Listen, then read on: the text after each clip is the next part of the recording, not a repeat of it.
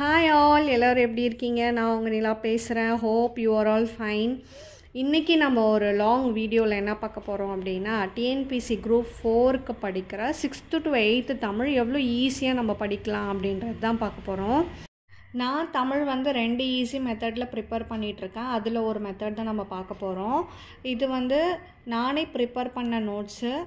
இதில் என்ன மென்ஷன் பண்ணியிருக்கேன் அப்படின்னா, ஒரு லெசன் எடுத்தீங்க அப்படின்னா அதுக்கு டாபிக் பாடல், ஆசிரியர், வேறு பெயர், நூல்கள், மற்றவை. இந்த பாடலுன்ற டாப்பிக்கு கீழே நம்ம என்ன எழுத போகிறோம் அப்படின்னா, என்ன லெசனோ அந்த லெசனோட பெயர் ப்ளஸ் அதில் அந்த பாடல் வரியை நம்ம எழுதிப்போம். ஏன்னா டிஎன்பிசி குரூப் 4ல் பாடல் வரியும் ரொம்ப ரொம்ப இம்பார்ட்டண்ட்டுன்றது தெரியும்.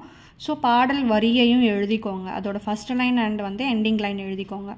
இந்த பாடல் யார் எழுதுனாங்களோ அதை ஆசிரியர் அப்படின்ற டாபிக் கீழே அந்த ஆசிரியரோட பெயரை எழுதிக்கோங்க.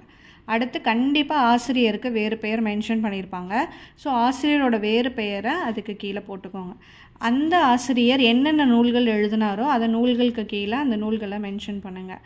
இது இல்லாமல் வேறு ஏதாவது அந்த நூல்கள் பற்றியோ இல்லை ஆசிரியர் பற்றியோ கொடுத்துருந்தாங்க அப்படின்னா அதை மற்றவையில் எழுதிக்கோங்க. ஒரு லெசனுன்னு எடுத்தால் இதுதான் இருக்குமே அந்த நூற்குறிப்பில்.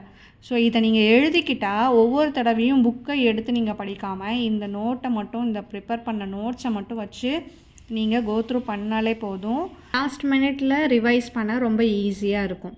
நான் இதில் 6th to 8th தமிழுக்கான நோட்ஸ் தான் ப்ரிப்பேர் பண்ணியிருக்கேன். நான் இந்த மாதிரி ஒரு மெத்தடில் தான் படிக்கிறேன். நீங்களும் இந்த யூஸ் பண்ணிக்கோங்க. இல்லைன்னா நீங்களும் இந்த மாதிரி ப்ரிப்பேர் பண்ணி யூஸ் பண்ணுங்கள். உங்களுக்கும் ரிவிஷனுக்கு ஈஸியாக இருக்கும். நான் யூஸ் பண்ணுற இன்னொரு ஈஸி மெத்தடை இன்னொரு வீடியோவில் சொல்கிறேன். இந்த தமிழ் மட்டும் நம்ம திரும்ப திரும்ப ரிவைஸ் பண்ணால் மட்டும்தான் ஞாபகத்தில் இருக்கும். அதனால் இந்த மாதிரி எழுதி வச்சு நீங்கள் திரும்ப திரும்ப ரிவைஸ் பண்ணுங்கள். ஒவ்வொரு தடவையும் புக்ஸ் எடுத்து டைம் வேஸ்ட் பண்ணாதீங்க. இப்படி எழுதி வச்சு நீங்கள் ரிவைஸ் பண்ணும்போது உங்களுக்கும் டைம் சேவ் ஆகும் அண்ட் தென் ஈஸியாகவும் இருக்கும்.